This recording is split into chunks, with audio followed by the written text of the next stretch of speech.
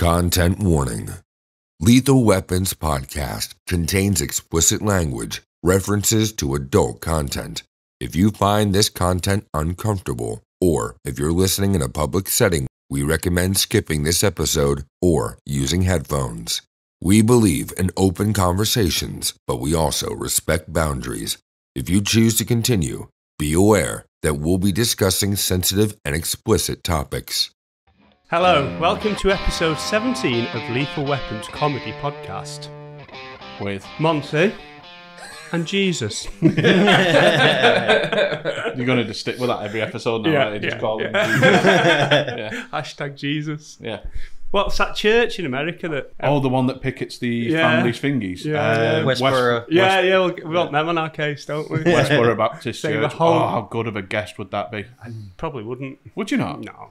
I think that could be my dream guest. Would it? Yeah. What's your line? What's like the worst person you'd get on as a guest? Because if the You. Yeah. No. Well, we're in for one. It's okay. No, I think that would be my ideal guest. That The worst person. Because don't get me wrong, I don't agree with their beliefs, and I don't agree with what they do.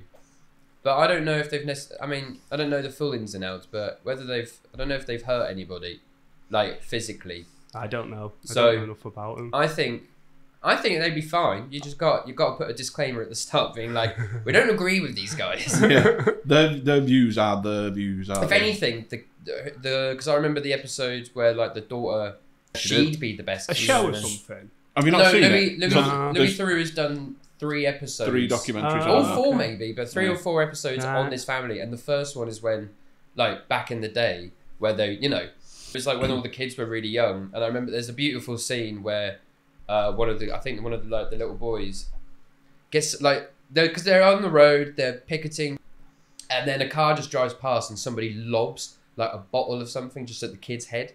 That's a bit on top of a kid, isn't it? Huh? Yeah, that's a bit on top of So a kid. I don't know anything about them. I just So basically, know that they're a church in America. Yeah. Very small and church. Very, very radical views on Christianity, and so they would like sort of picket and protest at soldiers' funerals. Mad places to be picketing stuff.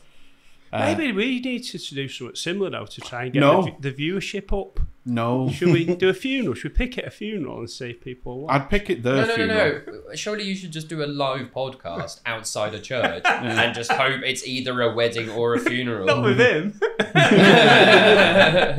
You'd have people crying. They had really, really strong views. I know. I felt bad for the kids. Yeah, well, yeah. So that's the whole because point. The kids were indoctrinated, wasn't they? They was brainwashed. It wasn't like. That's why the bottle to the head was, probably a revelation for him. It was bad. It was tight. And then like the second. It could have been KIS or whatever it's called with some. KIA. KSI. Yeah, that's it. I'm dyslexic, aren't I? I think it was just him promoting Prime. Prime, yeah, that's what it could have been. By throwing bottles at tiny Christians. It, yeah. Drink Prime! Yeah. No, but then like the second episode, they're older, and then the kids are like teenagers, and you can see they're really like going through it. Like, and I think by this point, one of them's little baby girl. She's gone, but she's dead to us now. We don't have a daughter anymore. We just got the other ones. Wow. Like, they're proper. Like, if you leave the church, you leave the family. You completely. Which kind of feels like a golden ticket, doesn't it? 100%. If you leave this church, you also leave our family. It's interesting to see how much money they make out of it, though. Not a lot. They make the money from people beating them up. Yeah, people attack them, and then they're really well connected with lawyers, and they just sue anybody who. But yeah, all of they're all really intelligent, aren't they? Like, because a lot of them are lawyers and. Apart from the one that got a ball to the head. There's a lot of like lawyers, and they're at law school and doctors and stuff like that, all in. That's the way to find the real manics in churches are always like the preachers who make the money, because they make money from suing people, but like it's the mad American preachers that go around the world to like these sort of cultish churches. Land here, isn't it? That's how the church. They speak at like biggest landowner.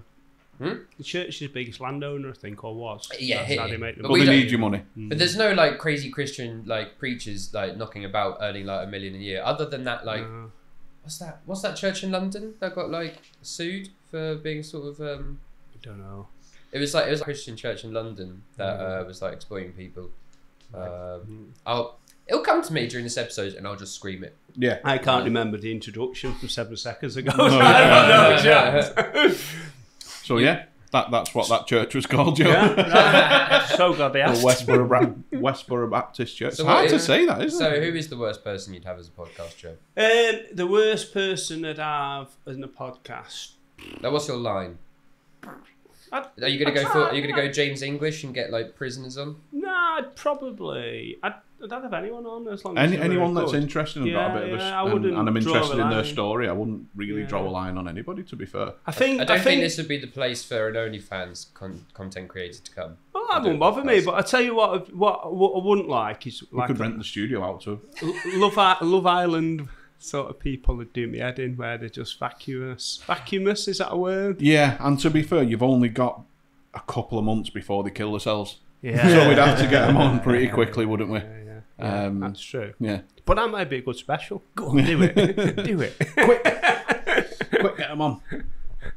So yeah, Monty. Thanks for the Miranda. I just forgot how amazing they are. Such a good drink, innit? Best fizzy.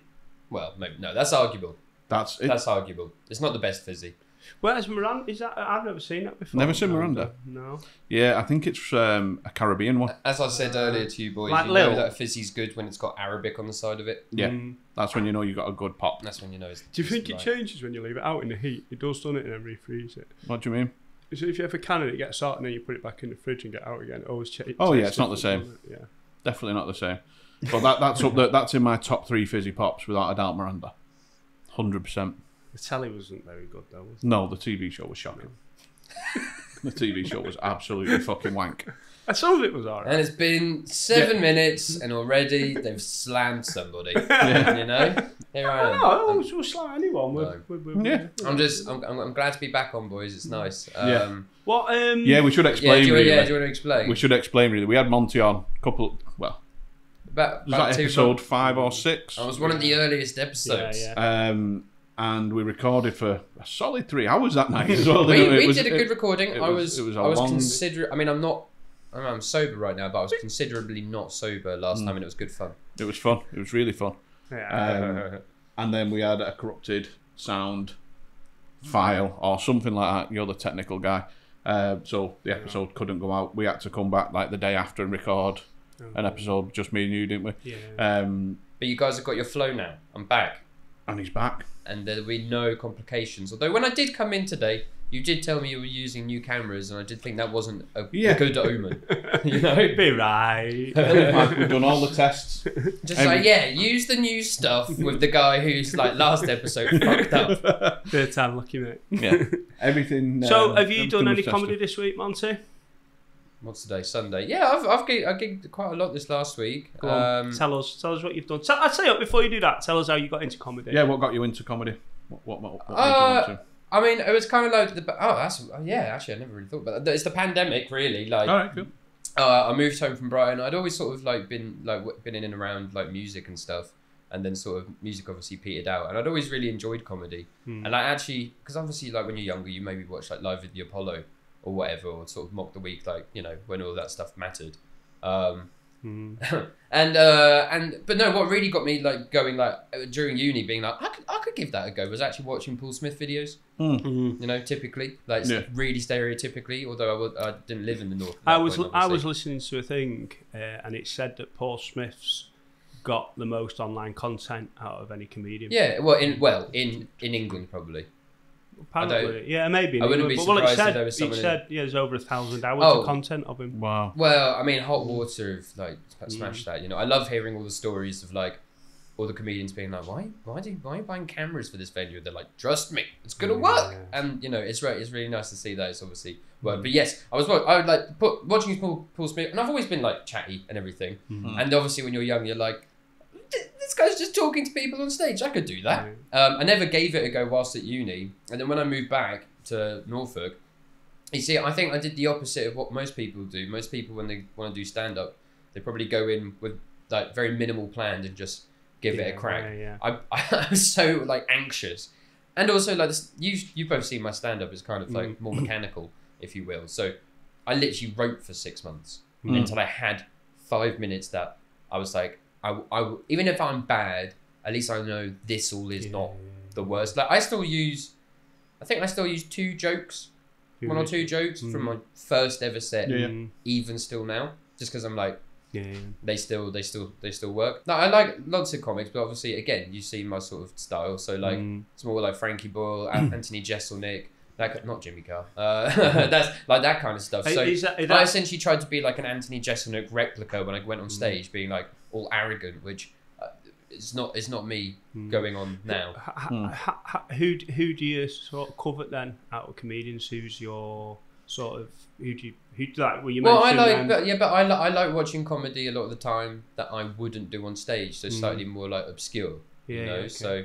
Or a bit more like left field or sort of story based. Although I'm trying to do more stories, sort of mini stories now with some of my jokes. That's definitely my favourite type of comedy is like storytelling. Like we was on about Paul Smith, and he's really good at obviously the crowd work, and that's what's. But his set is essentially just a big story. But like, his actual sets are amazing. Yeah, he's such a good storyteller. Like conversational storyteller. Like I'd like to be that because you know I'd like to do stuff like that. I mean I love also more like.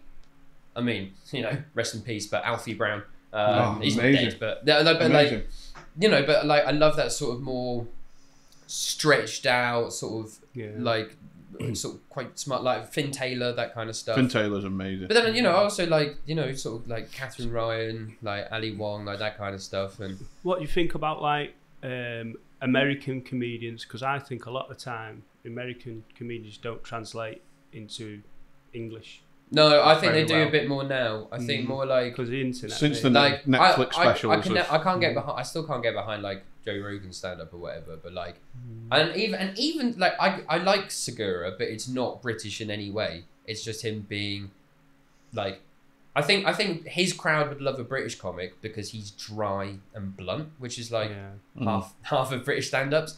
but like, and Schultz as well. Like I like Schultz's comedy, but it wouldn't translate. Well, it does in a way because you got Adam Rowe, but like, but I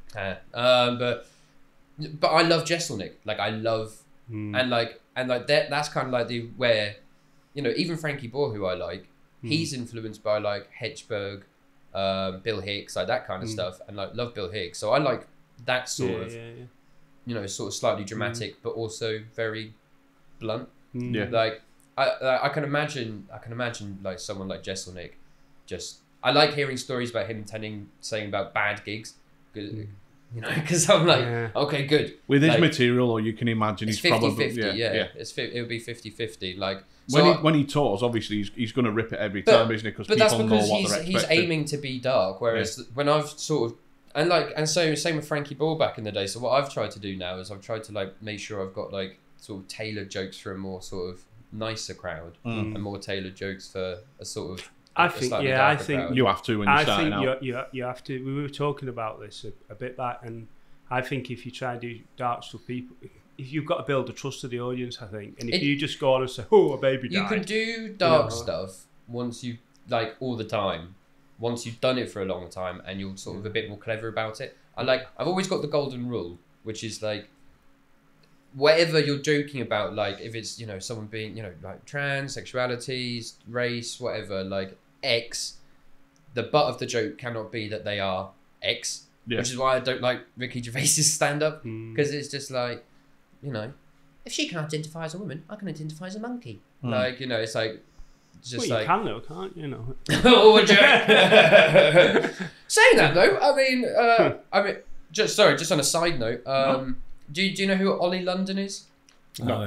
He's the guy who like got a sort of it was like transracial and became Korean. Even got like a penis reduction. Yeah, I've seen. So he like a couple of years ago he was he was like it was all over the internet. Surgery done and everything. Got loads of surgery done to get his eyes sort of, you know, adjusted. Even got a penis reduction apparently. Probably didn't need it, but then really. And now he is an anti-trans campaigner. He sounds like I could have probably guessed he might have problems from. But so first bit. So Ricky Gervais can do a set about him already, but like, but no, yeah. So as long as the joke isn't that they're eggs, like that's. I feel like we've skated over that. No. What? What is transracial? You're born not as a race that you want to be, or that you Oh, think come on, that's not a thing now. We've all wanted to be. I think it's just him. To be fair, No, it's not. It's not. There's a woman who like I think. Oh, you mean transracial's a thing on there? Yes. Google it, Murph. Come on, be the producer. It is a thing. Do you talk about that woman who I think she was speaking for black rights thing, she's and speaking she's for black rights and identifying as black, but she's not. She's white. Both her parents are white. What? Yeah. I think she just got a perm. No one wanted to question her about it. Fuck me. That's amazing. How? Yeah. Yeah, it's because she's had the Pure work. heritage, at least, doesn't she? Like. Oh man, like look, anything that you think someone could do, someone's done it. That's a mad thing. That I didn't know transracial was an actual. No. I can't wait for Ollie London to do an Edinburgh set. Can you Google Ollie London for just so I can see what they look Oh like? yeah. I said they because I don't know what they are. I hate myself. I'll just call it. But if you're gonna, my suggestive thing on YouTube. I'm not like I don't know if this is a thing, but if your name's Ollie London, yeah, I'd definitely change my last name if you're gonna identify as Korean.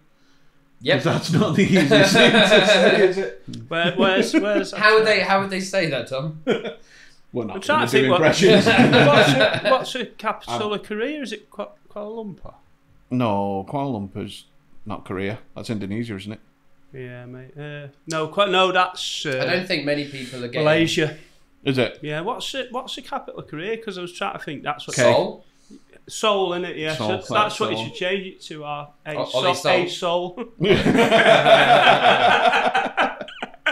Oh, it'd be not. Just Ollie. no Seoul. Yeah. That is mental. So I'm really surprised you didn't know about this guy. I have no idea who that is. No. Not a clue. He don't look Korean either. Well, no, it's quite hard to, change race. Yeah. It's quite difficult. Oh, no, I was going to say. But I It's won't. just... Surely now, that's just mental illness. Yeah. That's not a thing. No, and So, of course it's mental illness. Murph's They're now put an anti-trans campaigner. But they were trans as well. Yeah, trans. They Korean. transitioned to a woman, and then they're trying to transition back to being a man, and they're But a also Korean but a Korean man, yeah. Like, not even South Park could write the episode. I was just going to quickly ask about the pod, because it's been a while since I came last time. I don't think you had the soundboard. Oh, yeah, we've got it now. So, what? So when we introduce you, you'll get the clap. Yeah, but I forgot to press it. So Right. You might not. We'll do a clap at the end. We'll do a clap at the end. Yeah. You know? So, What? go on. Good day. Good day. Good day. So it's Good just day. Australian. Yeah. Good day. G'day. Is they, them. Yeah. Can I have a dog, please? Can I have a dog, For please? dinner. Right. That didn't take long, did it? I thought that's what you eat in Korea, dog, innit? What? You eat dog in Korea, don't you? Do you? Yeah, because... Is it not just a rumour? No, you can. No, Park Ji-sung had a song about it, didn't he? Yeah, he did, yeah. Wait. I like that song. Whoa, we skipped over that. What? Park Ji-sung who played for you. You meant Park Ji-sung had a music career post No. football, and then came and So made up he's left football and became a and made K-pop a star. song about eating dogs. So I was like, I don't know if you saw this the other day. Well, actually, it is. I don't know if you saw about there was like a sexual harassment case in Italy, a famous one recently in the last week or so. Basically, it was a girl at university, I believe, and the janitor like groped her while she was walking up the stairs and was like, it's a joke, love. So it went to like court or whatever, and the prosecutor let the guy off, and in their own words, because it lasted less than 10 seconds. And I was like, that's the most Italian thing I think I've ever. It was less than 10 seconds. It's fine. Yeah, and it was just absolute bananas, man. That is Absolute mental. Bananas. Absolute bananas, you know. So you can do whatever you want. Like you can. No. As long as it lasts less than 10 seconds. I'm sure different degrees of things have different time limits. Yeah. You know. Do you know like what? staring is like 5 minutes. If you drop your chocolate on the floor, though, you get 5 seconds. The world's fucking mad, isn't it? Yeah, but you can touch an ass for 10. Do you have the 5 second rule in St. Helens? 100%. Yeah. Yeah. I thought, yeah. Yeah. 100%. You can have sex with your cousin for 5 seconds. Hey, and it's not incest. Don't be taking that away from my hometown, man. Don't be taking that away from Norfolk. Oh yeah. Norfolk's just got a special place in my heart. Besides, all the inbreeding. There's a lot of canals in Norfolk, isn't there? You see, apparently, if the sea levels rise, Norfolk would be the first city to go underwater, which is fine. Which is fine because everyone's got concern about. Yeah, fine, but apparently, so there was I remember seeing this map in school. Like, if the sea levels rise by whatever, like 20 meters or something, this will be the map of Norfolk, and there's just one town just left as like a little island, and this town specifically is one of the most rough towns in Norfolk, and I just love the idea that North Walsham will be this like little island with its cracky skate park. The fact that somewhere called North Walsham is rough. I think that sounds like the poshest place ever. I think Holland's already below sea level, isn't it? A lot of it. Is it? What do you mean? No, it really it's only still a country. Yeah. I think that's why they have all the protection and stuff, because I think if it floods like, a couple of metres, it'll go. Yeah. It's really, Holland's gone. Yeah, or what did he call it? Not Holland. Netherlands. The Netherlands. Like, I think it's all Netherlands, but only like part of it's Holland. But, yeah. I went to Amsterdam, as I like to call it, with my girlfriend, my lovely girlfriend, last month. It was good time, bar my first ever cancelled flight. I don't know if you like... Did you get stuck in all that thing at Manchester Airport? Is that why your flight was cancelled? No, it's just EasyJet, innit? Oh, right. Like, but I sort of... I'm not a stressy traveller.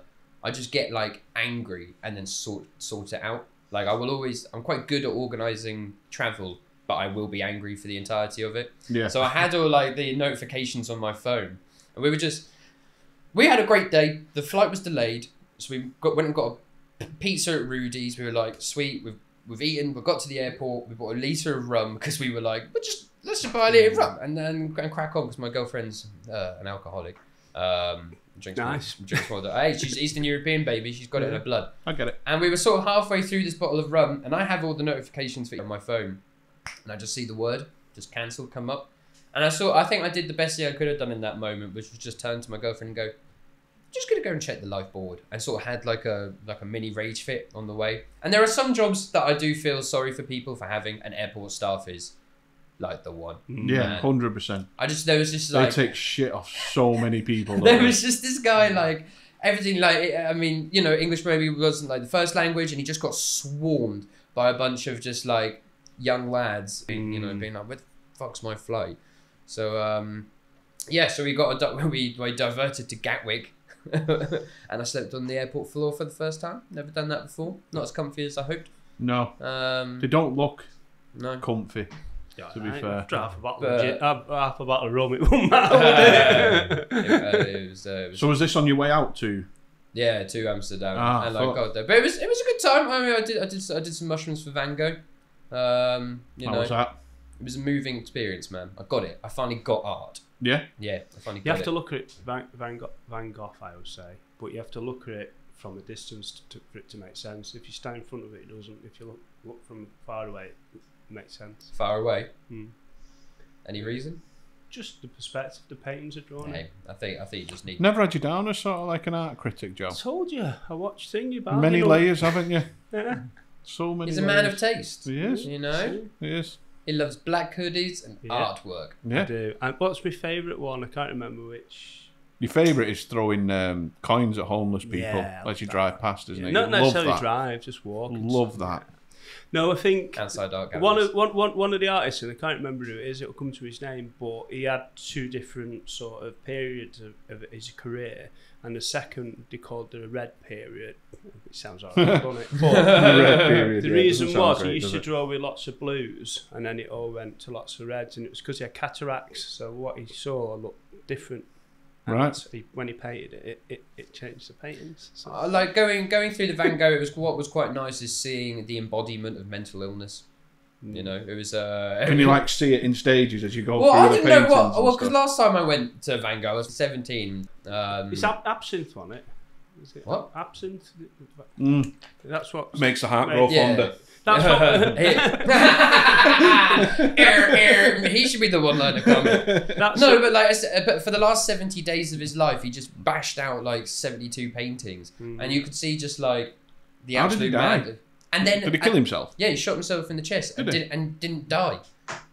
Like how bollocks is that? Like to shoot yourself in the chest and it takes 2 days to die. That's madness. I also feel like I wonder if he regretted it. But he's like, Oh, for fuck! could have done without that. That is And killing. then put his glasses on. Lopsided. apparently, you know the whole thing about cutting his ear off. Mm. I didn't realise it just because he had like mare with his housemate. Mm. I was Yeah, like, what? he just had a nightmare with his housemate. He just like they just had an argument, and the housemate left, and like a crazy partner or something just cuts his ear off, and the guy comes back and he's like, "Look what you made me do!" Wow. It's absinthe. That's what set him crackers. And I was just like, I've had bad housemates, man, but not like that. I've never lived with someone who drove me to cut my ear off. I Ever. Right. So, moving on. You had a question, I think. No, I was just gonna. Yeah. So, you did the roast with us, didn't you? had good fun last week in St Helens. that Shout was out fun. to Wool Comedy, Yeah, it was good. Oh, fucking It was phenomenal. good. Mr. Cameron. Yeah, You was and up- I was going to say Jesus then, but probably something. Murph, you did a roast as well like this week, didn't you? I did the roast at Stage and Radio against Michael Mannion. Yeah. So many roast battles everywhere, man. I'm loving it. I love it. Yeah, I'm loving that. Yeah, I was Did just. it go well, Murph? I did well, but I didn't win, which is what I wanted because I didn't want to go through to the next round and have to do it again because I can't really write roast jokes that well. I don't think. I disagree. I've seen the footage and it was not trying to blow smoke up your ass, but I genuinely thought you had the better jokes. Oh, I was robbed, but I'm happy. I'm happy to have You hear been that, robbed. Michael? I mean, maybe you might hear this. I know how you feel, Murph. Oh yeah, you won, didn't you? Yeah. Hey man, look, I think Nobody knows how. It's because well, I was voted to win. Yeah, you just... Yeah. Because, I didn't bother. I enjoyed it. I was just going to... That's what I was going to say, actually. I've not done a roast before, and that I really enjoyed it. I think it's different to doing stand-up because... yeah, because you actually got to write jokes. Yeah. Instead of doing like a well, bit. no, I don't know. Yeah, I think I was... It's a really good writing exercise. Yeah, I think so, and it does force you to do it. But I found it easier because you're writing about something, and it's sort of the way I write my jokes now. I'm going to try and Focus on a something in my subject. head and do it that way. Yeah. Yeah. As opposed to sort of, I write stuff now as I maybe see something and think, oh, that's funny, and then sort of build on that. Whereas if it's just, it's quite opened my eyes a little bit. I quite find it. I mean, you should see, like, I've got a notes, like I've always got a notebook in my bag for like when I try and have like a sort of 20 minutes here and there, or go to the library. But I've got a notes page on my phone that, like, if I see anything, because I read the news every day to try and like get make fun of it in this horrible world. And so, like, every time I see something, whether it's like a sort of idea for a bit or like a little one-liner in my head, however shit it is, I put it in the notes page. Like the other day, I said this to my girlfriend. She looked at me like, she was like, I don't get it. I wrote down, what was it? When they say for when a guy gives oral that you should write the alphabet with your tongue, which is why the best head is given by Chinese guys. Right? Yeah. You start the right and work left, don't you? You know. So, but so just like even like silly. What about Korean? That's maybe why. You couldn't make anyone come because you're dyslexic. You'd just be all out of fucking place and everything. I'm quite glad about that. I won't try now. But doing the roast battles are, like, for people who do more like stories or sort of talkative bits, like, it's a great exercise to do that. Like a great exercise for me would be to go on stage with nothing and try and survive for 5 minutes. I think that I'd quite like that, but I think the problem is you do need. I don't know. I think it'd be more difficult to do. I mean, like, I have like something, ideas to talk about whilst on stage, but again, you've seen my sort of more like one-linery length and more long, long sort of 30-second jokes. Just two-liner comedy. Two-liner comedy. Thank you. That's So like doing the roast battles suits me, and like I I did my sort of first proper one against Justina the other week. So it's a Skype shout out. You know, but and it was you know, and she's only lost once, and that was to Jordan.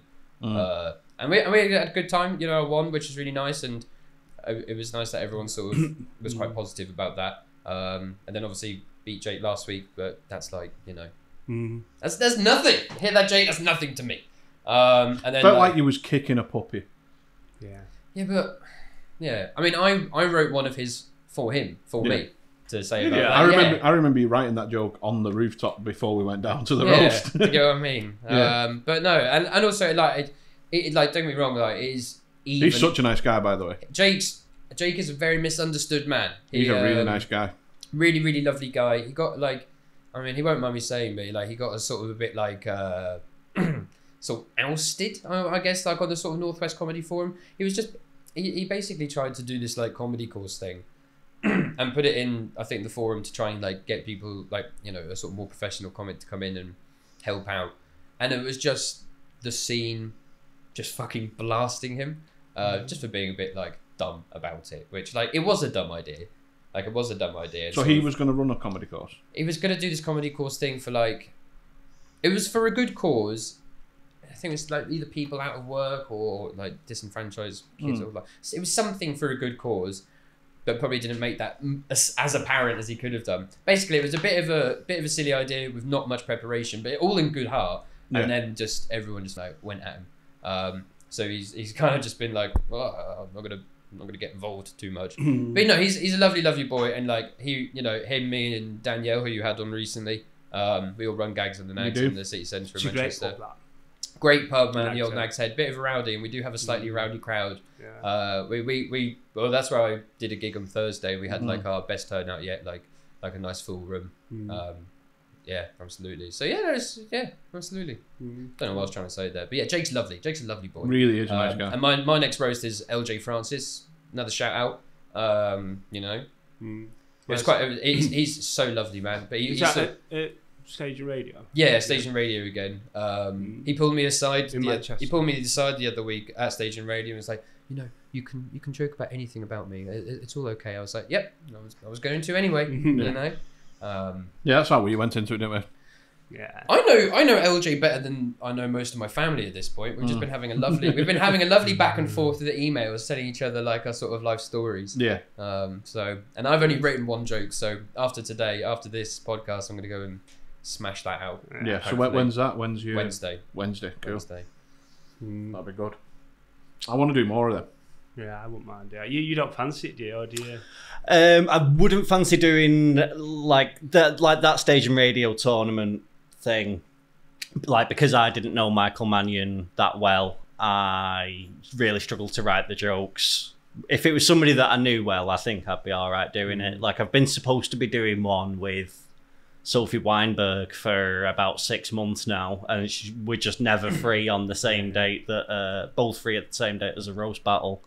So I've got loads of stuff for that one. Yeah. But yeah, if it's just drawn out of a hat, it's like, I don't really know this person. You just got to kind of go on a very, I suppose you're just basic level, books, aren't you? Because the crowd don't know about anything, do they? Yeah. So I do think, like, and if I didn't give someone loads of information about me, like I've been told, I like wouldn't be the easiest to roast. I mean, even Jordan, like at the Wall Comedy Night, when he's roasted every single person on stage, it came to me and he was just like, I can't really think of a roast about Monty. And I'm just like, I'm so plain that even though... To be fair, we didn't get roasted, did we, after hours?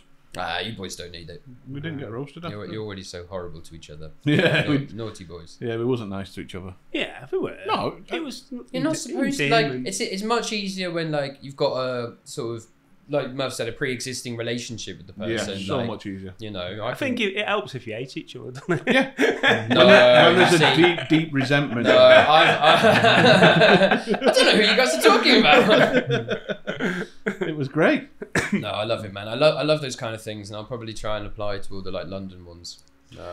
It's dear to get down to London. Exactly. It's £90 on a train, isn't it? Exactly. You know. No, it's bollocks. But it's like, it would only be worth going there for something worthwhile, you know.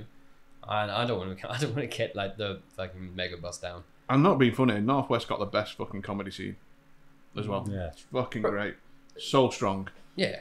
And everyone's pretty nice to each other. Yeah. Obviously, there's always the odd bit of whatever. A lot of it, look, it was selling. Emerson was saying a lot of the gigs in London are bringers anyway. Yeah. Yeah, bringer Yeah. gigs, man. Yeah. Fucking awful. You're not going to take a bringer down on the megabus. I have to ask my aunt to come along, you know, and just like put earplugs in. But yeah, man, bringer gigs is an awful thing. I get But the I've not seen many of concept. it. I get the No, concept. well, you don't get them up here because people like, you know, well, it's because I'd imagine. Like, don't be wrong. I'd imagine like a bars or pubs rent is fucked, but not more London. Yeah, 100%. That must be so expensive to run in London. So you need like guaranteed crowds and stuff, wouldn't you? But also, like, I mean, you know, you've seen like open mics before where sometimes like the comedians aren't necessarily there to laugh, like they're there to go and perform, and audience is there to laugh. And in the London gigs, it is, you know, sometimes, mate, it'll be like a room with loads of comics and all very hostile because they're all. It's not like a Manchester open mic where everyone kind of lives in Manchester, and, you know, maybe sort of know each other through whatever. It's like people from all bits of London who just don't know who anyone is, and so it's all very like hostile. I suppose it's like a little bit anything, tasty. yeah. So, where is your ideal gig where you could perform? So, like, looking forward as your career progresses and stuff, where would you think yours is a stand in it? Did you say? Yeah, I've always wanted to do like a proper. If I was ever going to sort of like record a special one day, like miles in the future, I'd like that to be like the stand in Edinburgh, just a little intimate what are room. you sort of aiming for? Where or anything, or have you done? Man, just to like, just to be able to remember 20 jokes in 10 minutes. I know. No, but like, that's what we were talking again. We were saying about trying to do an hour set. I don't even know. Like, my ideal would be, because like, again, I find because of the sort of jokes I do, sometimes it's harder to find people who like that sort of style of comedy, a bit more robotic. I'm trying to become less robotic, obviously. The idea would just be to play a room of people who like know your stuff, but also be good enough to go to a Frog and Bucket or whatever, and you know, just smash on a mixed bill, smash nonetheless. Yeah, I don't. You see, it's a weird one, isn't it, with comedy? Don't like the idea of ever doing like big venues. Well, that's what I was just going to get on. I'd much prefer small, intimate. Yeah. If I don't know, we went to, was it the Palace where we went to watch? Oh yeah, to watch Frankie Boyle. And you don't get the same atmosphere as, say, you're at the Frog and everyone's on top of each. Well, that sounds wrong, but you know, everyone's sort of crowded in, and it's a different atmosphere, and that's why when you see these big stadium things, I don't know whether it works with comedy. I don't know the actual experience. No, they're made for music. Yeah, you know, they're made for music. Like, and even music to an extent, when it gets that big, like that, it does transpire, but not as. It looks great on a DVD or on a special. Yeah. I think watching comedy in a staydium. Yeah. I think it looks great on a special. But it's only because it's shot. Yeah, but I think on the comedian, in it, if the camera's at the back, like you know, in the odds, and you're looking down, it won't be a good video. So I was watching Tom Segura. That was a stadium tour, and it's great. But I imagine that set in a small. Yeah, but even he famously said, like, he's famously said he'll do, you know, on the tour he'll do sort of 10,000s or whatever, but when he comes to recording it, he'll do a 2,000. Like, shrink it down. Yeah, just 2,000. Just 2,000. But no, man, it's like all you need. Like, look, all you need nowadays is you don't need a large fan base. You need a small fan base of dedicated fans. Like that's always the way. You don't need like 1 million people who know who you are. You need 10,000 people who will pay you £1 a month. Exactly. You know, like and subscribe. Lethal Weapon, baby. No, it's yeah, man. I don't know. I do eventually want to do sort of like, you know, try and do sort of like little sketches or whatever. But that's another thing that's interesting. That, you know. But I love sketches, like, and because again, I do very much. I write like sketches. Also, something that would be hopefully within my ballpark to do. I think I don't know. The sketch is different. Just cameras, the new ones. But I think that's because we've been discussing it. I mean, the thing that we're finding with the pod, the hardest thing is trying to organically grow it, and you know, you can get everything set up and working and stuff, but then it's difficult, and it just, I don't know what direction comedy's going in, because it doesn't even. Would you follow? I think it's going in a good way. I think it's coming. Yeah, I do. The cycle goes round and round and round. But I don't think. I think COVID's definitely changed the dynamic of thing, and it's took stuff into, you know, podcasts and things a bit. But I suppose it's like anything. The cream will get to the top, and that's a bit you've got to work at in it. But I think it's quite interesting, mate. I like it.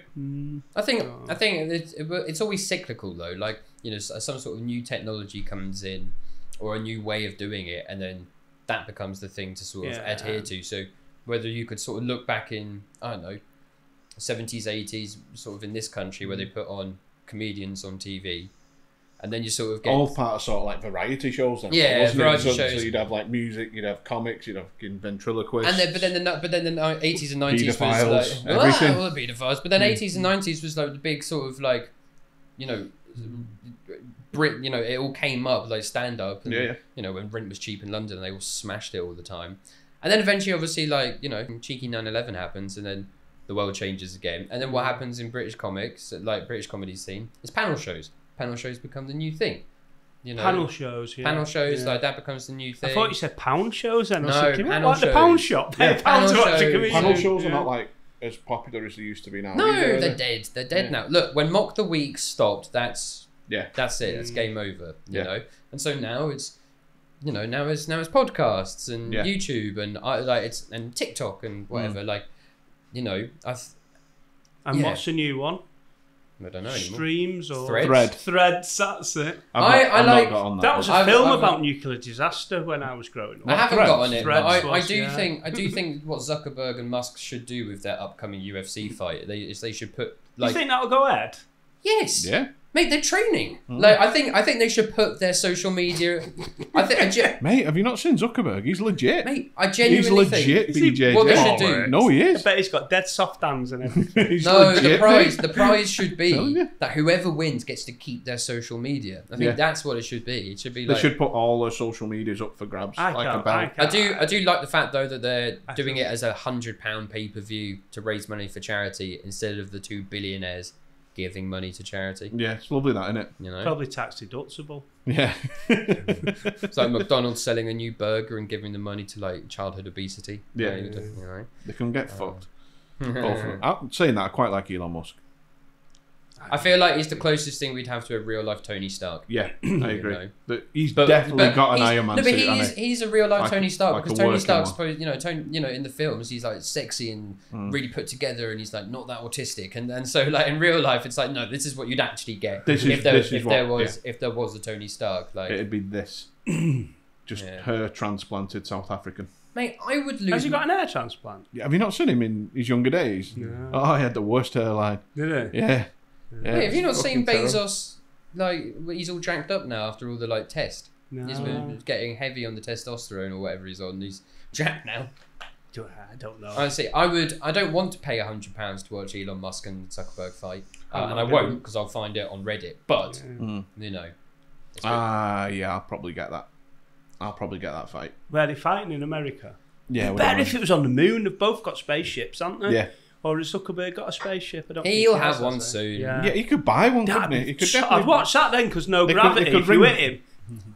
Yeah. He'll defo do a thing where like as soon as like the Meta like headsets are a lot more readily available and probably a bit better, he'll send a rocket ship up and you'll just have like a POV of being a rocket. He's trying to sell you something there that you don't need. So I think it's just I don't think it'll. What do you think? Might be with dying famous last bad words, but what's that? Them thingy masks that he's trying to sell are £1,000 a piece. Oh yes, the Apple headset things. They look cool. So getting his, that's the main thing. It's Black Mirror. Black Mirror's come to life, man. I've never seen it. But I've never seen it. No. Black Mirror's really good. Watch actually. literally the very first episode, season 1, episode 1, and you won't want to buy the Apple headset. Really? It's easy as that. Well, okay. Maybe in your case, maybe you will. Yeah. I'm not really into technology, I'll be honest with you. No. It's not my bag, that. Oh, mate, I'm 26 and I already feel old. Like, technology has made me feel old. Twice as old as you. No, man, I can't imagine how you feel. I mean, but you fucking set this whole podcast studio up and got into it, so like, I like plugging wires in. You can't be that bad. Like, I'm good with wires and stuff because I used to like run music gigs, so like you know, I was good with all the tech stuff. No, but like, you know, I think technology goes so fast now that you are made to feel older quicker. Huh? Moore's law. Moore's law. That's what it's What's called. Moore's law? It's the amount of transistors you can get on a given space. Right. And that's what drives technology forward. I just want to know, is all this left to me if you kick it? Probably have to fight me lad for Can it. we just put... I know, but he can't do a fucking podcast, can he? I just have replaced... I just switch Murph seats. and you just carry on. Because that kind of looks like Murph. Anyway, I just throw a little bit more hair on that. Cross on it. Yeah. I guess it's just age versus health at this point with your race to death. Yeah, I'm fine, mate. I'll be alright. I'm stubborn. But just if you do, Yeah. this is... No. What? No, it'll go. I think we need to discuss this. It's all man. Right, oh, go on, you no, go. I was just going to say, so what's your best gig you've done? What's your favourite gig? Honestly, it might have actually been this Thursday gone at our gig in the city centre, just because like I don't know, sort of some of the room I have been to pretty much every single one, so like we kind of know them a bit better now, and they are a bit like they like perk up a lot in the gig, and they are a bit leery, but they're like a kind of good level of leery. They don't perk up too much. You know, they sort of get involved where they can, and they are occasionally funny as well. And now that we've gigged there so many times, and we actually had such a full room, you know, like some office, we had like Carl Porter headline, and like, he's obviously further down the line than we are, and like, you know, he was there and he obviously saw it as well, and I feel like I smashed. I haven't watched it back because it cringes me out, but I feel like I did pretty well. Yeah, I can't watch my own sets. I feel like I mean, I had a really good time. Other than that, it's probably like a gig in Bradford I did for the Punchline Bradford, like really great gig. You should reach out to Louis. And it was like, you know, Is that Louis Etienne? yeah, and it was such a lovely room. Felt like some sort of I don't know, like wedding reception hall or something like that. But it was like, you know, young, old, all sorts of people from like, you know, different backgrounds, whatever ethnicities, and it was and quite like a sort of like seemingly, you know, sort of roughish crowd, and it's perfect because I always quite like the fact that I like doing rough crowds because, you know, my name's Monty and I sound like this, so I'm kind of instantly on the back foot in some capacity. Like people look at me like I'm come to invade, and I smash. He's Tank Commander, wasn't he? Huh? Is he Monty Tank Commander? No, mate. Monty what? Monty was a tank commander, I think. In the war. Tank commander. Oh yeah, sorry, General Montgomery, which actually my dad named me after. Is which, it? by the way, it's a weird way to like name your kid after a notorious. Yeah, my dad. C to the U to the M to the T. My dad was literally like Hell's Angel, ex-SAS, like seemingly rough guy. My mum literally. Your dad was ex-SAS? Ex-SAS trained. Like he never. Can we get him on? Well, you could have done 13 years ago before he died. Mate, you've seen my set. Come on, you got to remember. Like I've done. I just remember the stuff about your Eastern European girlfriend. Mate, look. My dad was ex-SAS trained, Hell's Angel, tried every drug under the sun. My mum cannot guarantee me that he hasn't killed somebody. No wonder he's dead. Wow. Like, you know. And then he just had a thing for history. So he gave all of his kids like really old school names. So I'm Montgomery, not Monty. Montgomery. My little brother is Archie, who is, by the way, bald. That is fucking spectacular. So savage. Before I say anything, it's not through cancer, is it? No, man. It's just through genetics. And then my little sister's Roberta Bobby. You know. Nice. And I've got the genetics to go bald. And actually, this is, my mum is actually the reason I found out I was going bald. Your mum's not bald, is she? Not yet. No. No. Like You're not bald. You're not going bald. That's a strong head of hair. That it is, but the hairline's going back a little bit. But basically, I found out I was going to go bald because my granddad My granddad died when I was 15, but he died with a full head of hair at like late 60s. Smashed it. And I was in the car with my mum a few months later, basically just saying like, I'm gonna be. I think like my little brother has always had a receding hair. He was like Uncle Fester as a baby. And so I said to my mum, I was like, I'm not gonna like lose my hair. Like granddad fucking had a hair till the day he died. She slows down the car, stops it, just sort of looks at me, and she was like, if I tell you this, you can't tell your brother and sister. I was like, what is it, a wig? And she was just like, your granddad's not your real granddad? And I was like, that's slut! No, but we... and she basically just... So my dad's the oldest of three. Was. The oldest of three. And she basically said that my nan had an affair with some guy. And then the other two were my granddad's kids, but he raised my dad nonetheless. And I was like, fuck. So do you know who my real granddad is? And she was like, yeah, we do know, but he's dead. And I was like, did he have hair? And she was like, no.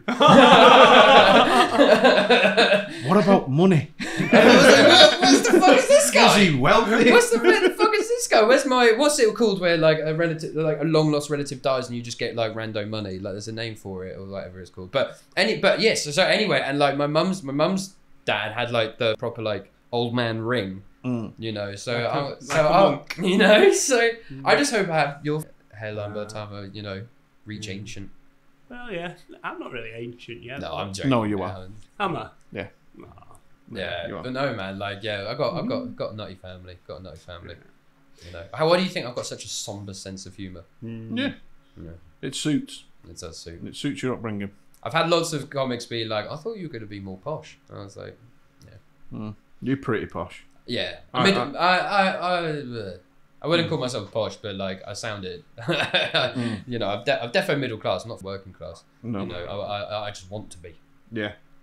Yeah. Should we do the bucket? Yeah. Oh, the bucket's still there. The bucket's still a thing, Monty. Do you think one day one of you will be sick in it? No, I think Joey will kick it. Yeah. Can I kick it?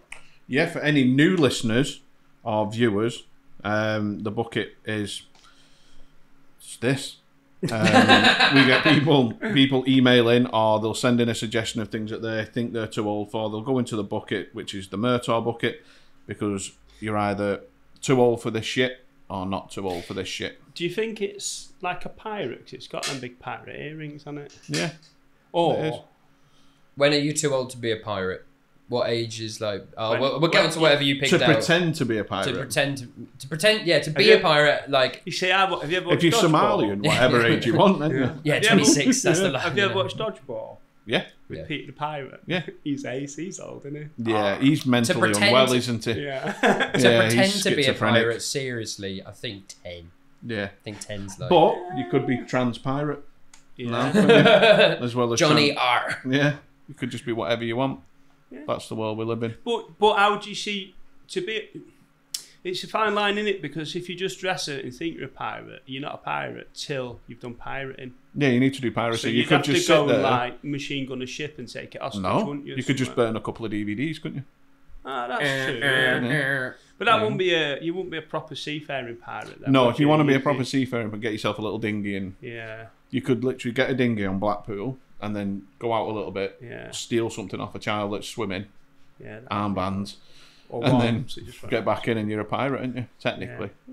Yeah, I suppose so. Yeah. Technically. I might try that when I'm on holiday. Yeah. You can't go out in the sun. No, night. Definitely not. Night. No. What We've had an email in. So it's a guy in his 60s has emailed in. He said he's been. He doesn't want to be kept anonymous either, which is cool. So he's been sexting a young person. Sexting is like. Sexting, so like. What do you think sexting is, Joey? It's something where you measure the angle of the sun so you can work out distance. Do you have to do that so you can go outside? You're not turned to flame. So this person's been sexting a younger person. He's not put age. Oh wait, he has. Yeah, 17. Oh, episode 17. So he's been sexting this young person. His boss has found out, gone 8, and he doesn't know why they've gone ape because he's saying they was of legal. Is it actually a crime? Have the police said anything about it? Apparently, the police have found no crime has been committed, but he's paid around 35 grand. How's his mental health? Says he's not doing well, but this is from Hugh in Wales. So, yeah. When are you too old to be sexting? Well, I think the question person? should be, when are you too old to be caught Sexting. Yeah. Well, look, I would imagine that actually young people, preferably over 18, would actually probably be the worst sexters, because it's all very like, you know, no one's particularly eloquent and articulate at that age. I would hope a 60-year-old would have a bit more, as they say, riz. So, to their so are we talking like sexting as in I will say, talking dirty? Are we sexting as in like sending pictures? I think Hugh's on about sending pictures. Do you know what, right? This is how far the wheels come on. Just from the subtext I've taken. When you used to have mobile phone, you used to have to draw the pictures with commas and Yeah. dots and full stops and stuff. Yeah. And that was great.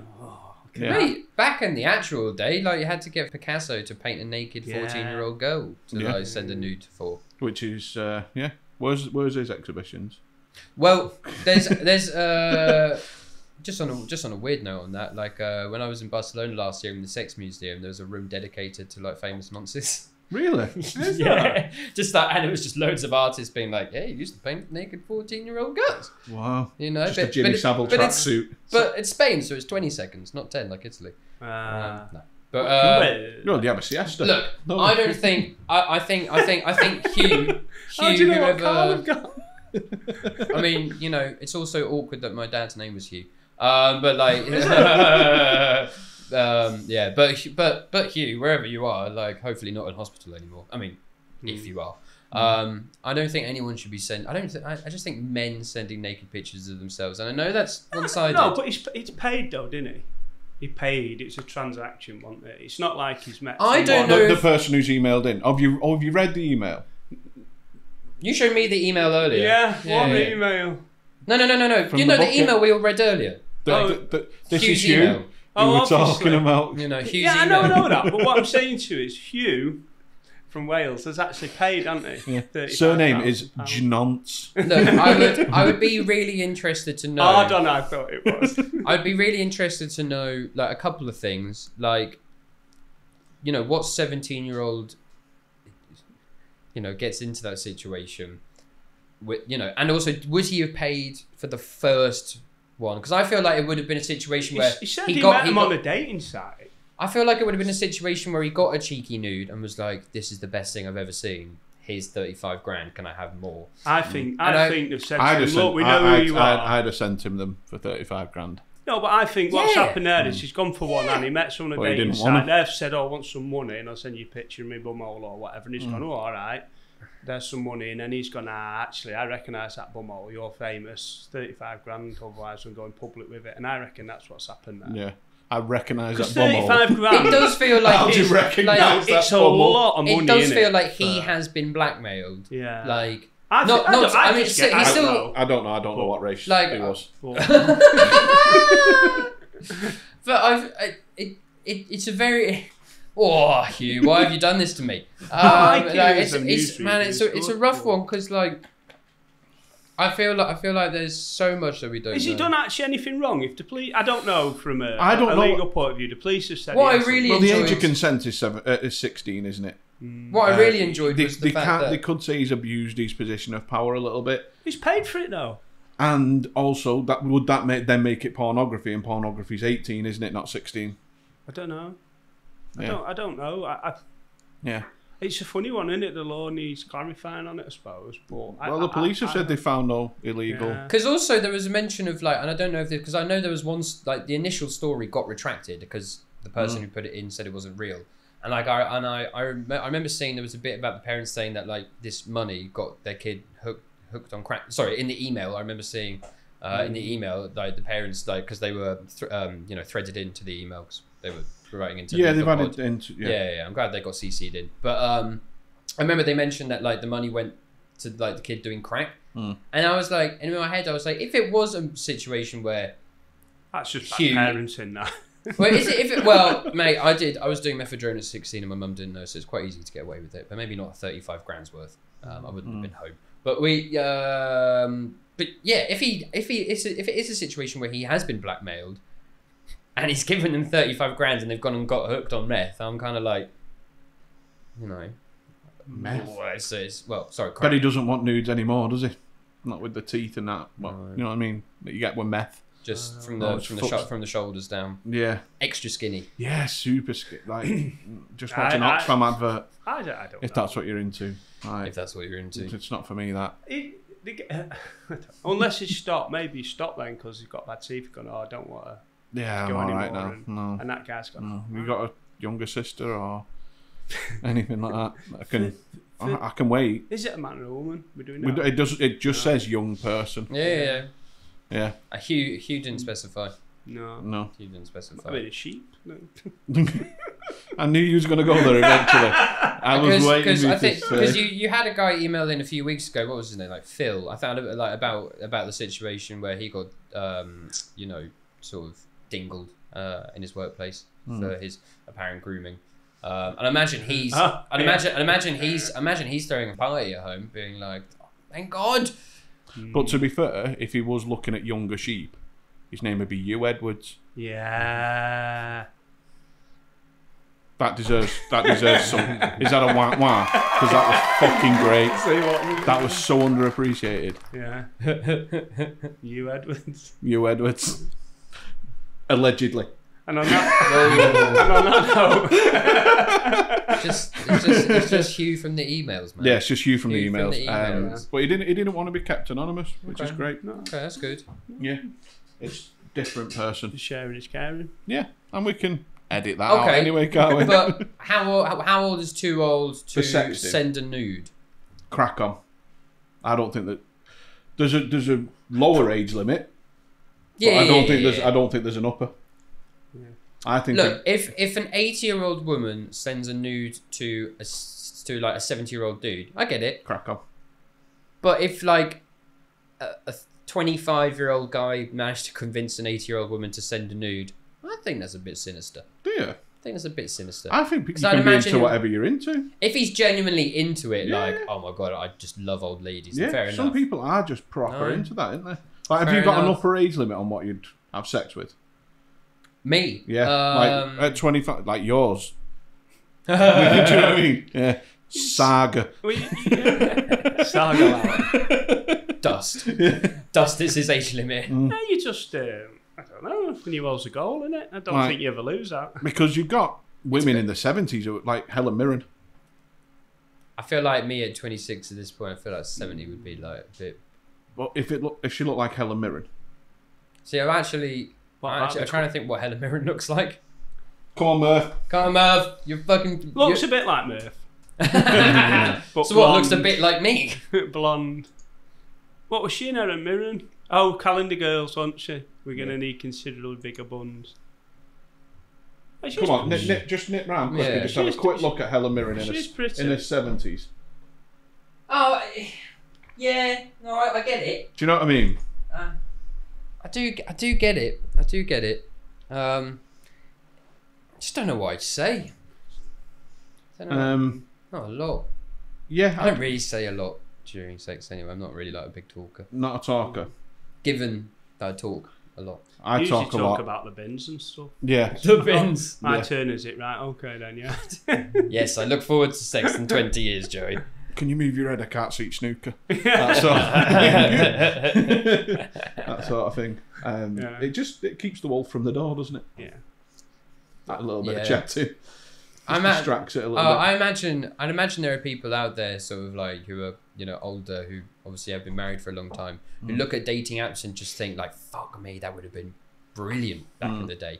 I don't know. I also imagine back in the day it was a situation where you could actually like go up to somebody in a bar and they wouldn't look at you like you're mental for talking to them. Because like if I say hi to a stranger, even at work, they look at me being like, what? Why haven't you like just DM'd me? That's a good thing about being old. You see, you can let on to people and no one thinks you're weird. They just think you're mental. Yeah.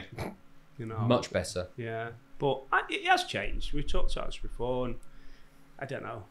I never liked. It was I never easier, liked it. It was easier when the pubs were busy and you could just go in and talk to people, I reckon. And Yeah. I never like. I only used because I like had a 5-year relationship from 17 to 22, and then I like had sort of like a year and a half of being single, like in Brighton before I moved back to Norfolk and like eventually met my girlfriend. But like when I used dating apps, I didn't really enjoy them much. I kind of like I couldn't be like you can't be yourself on there. So I just used it to like I don't know be stupid. The way I sort of see it is like you're basically being sold something you don't need. It's like all the big things that are making loads of money: Airbnb, Uber, Podcasts, dating apps. Well, you need podcasts. That's the way I like. Not because, yeah. Anyway, hey, the dating apps are there for a reason, man. They're useful. No, but what I'm saying is you didn't need them. We've survived for millions of years without them, and now basically you've got this thing where you have to pay to do something that you had before. That it's just a nonsense. It's what? A It's nonsense. for what? It's for who? No, a nonsense. No, because it just gets in the way, doesn't it? It's just changed. It's on like everything's gone for this, like you say, convenience, but it's not convenient. Yeah, but it is convenient. Know. You can literally meet hundreds of girls and sat on your sofa in your underpants and you would eating date what's somebody that you Yeah, wouldn't ever get an opportunity to date before. Like I once had a date with a girl that I genuinely thought was a Russian spy. Like yeah, but what I'm saying, I don't think I would have met her in my day-to-day life.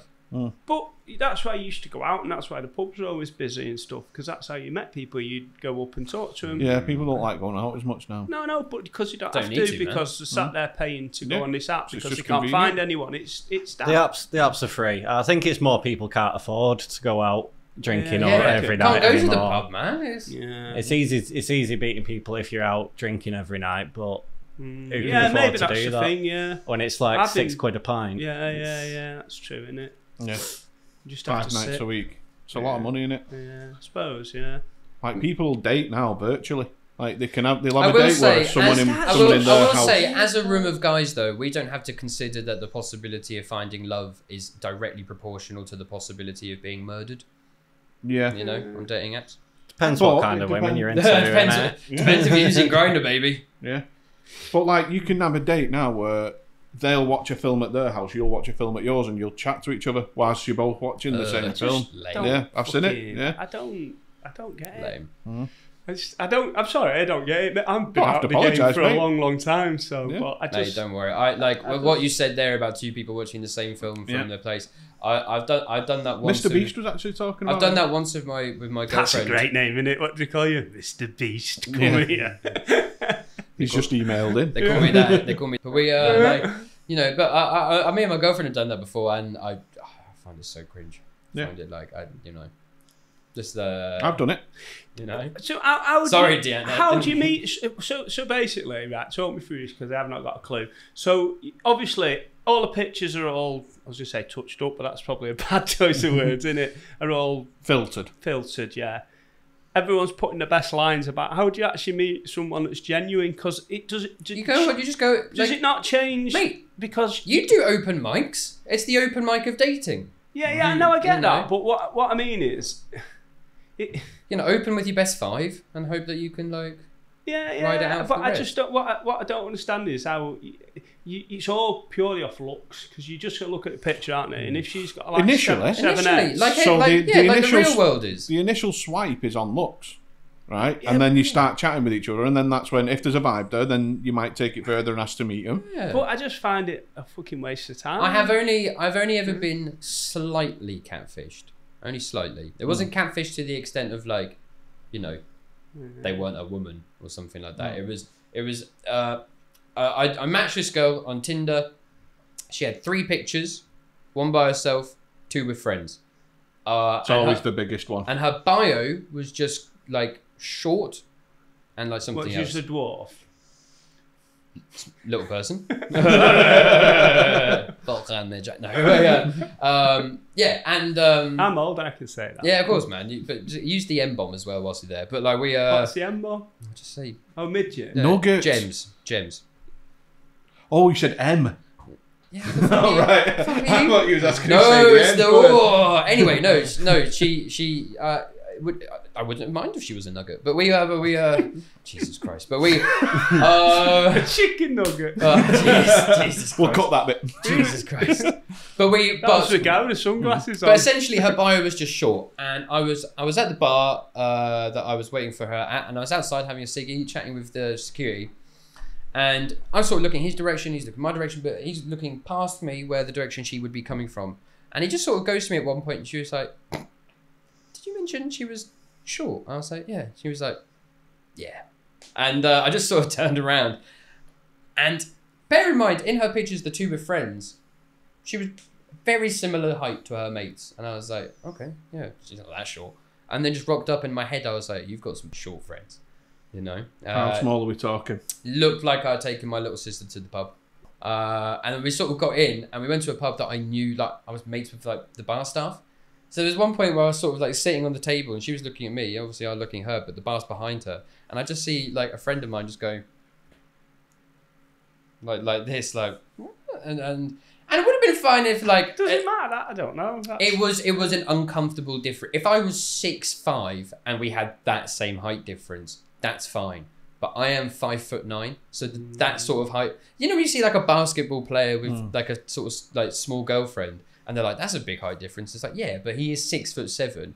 If he was 5'9" with that same height difference... Like, have you ever seen that show of like the 22-year-old who's stuck in an 8-year-old girl's body? No. Joey, come on. Have you seen it? You know what I'm on about. Yeah. I have. It felt similar to that. She wasn't that small. She wasn't quite 8, maybe like 12. Well, I watched it till I come and then turned it off. Oh, no. I don't know. Which was 22. Which was She's how long? 22. But if you revert back to my thing, you'd have seen her in the pub and might have gone up to her and say, cut all that nonsense out. And You're 8 years old, girl. Why are you in here? Yeah. No. So, anyway. Just pick a glass up with both hands. Like if you got her a pint. That's a big pint glass, girl. You have to fill a sippy cup up. Do you need a straw? Okay. So, have you got any gigs coming up then? Or anything? Do you Anything you want to plug? Gags at the Nags, like last Thursday of every month. We've actually got 2 gigs next month. I thought you were saying last Thursday then, I thought.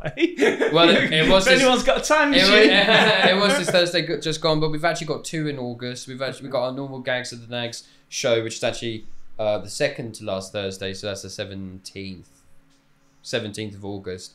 But we've also got the birthday roast of Jake, one of the guys who also runs it with me. We actually do need some roasters, so if Lethal Weapons want to come along and maybe have all we ask is that all you have to do is write like 2 jokes about Jake, and you come and do like a 5-minute set whilst you're there. 100%. Yeah, put us down for that. Come down.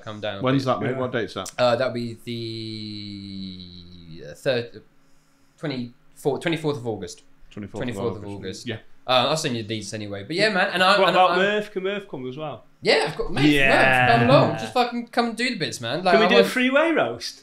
Well, I want I want roasting Jake. Yeah, no, but make jokes about each other as well. I thought you said we do 5 minutes after. No, yeah, you can do a normal 5-minute 5-minute set whilst you're there as well. Right. But I'm going to be hosting both gigs. It's actually been my first time emceeing a gig, which would be cool. good fun.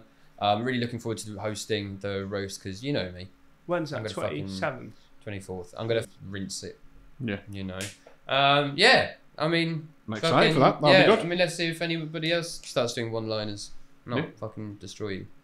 I'm looking forward to it. Anything? But thanks again for having me back, boys. Of It's course. nice Been to good. come back. Been a pleasure. Good episode. What? 9 episodes later. Yeah, absolutely. Self, Murph, anything to add? No, I'm gonna be hitting the open mics. I've got some more new stuff I've been writing that I want to try out, but no actual gigs now. Murph signed with us on a permanent contract now. Yeah. We're gonna do an announcement like with a football. Wear that city top again. That is definitely in the contract. Yeah, I'm really glad. Otherwise, it'll be dick off. Yeah, I'm glad you didn't wear that. Yeah. Minter. Right, mate. That's great. Thanks a lot, Monty. Good episode. Mate. And cheers.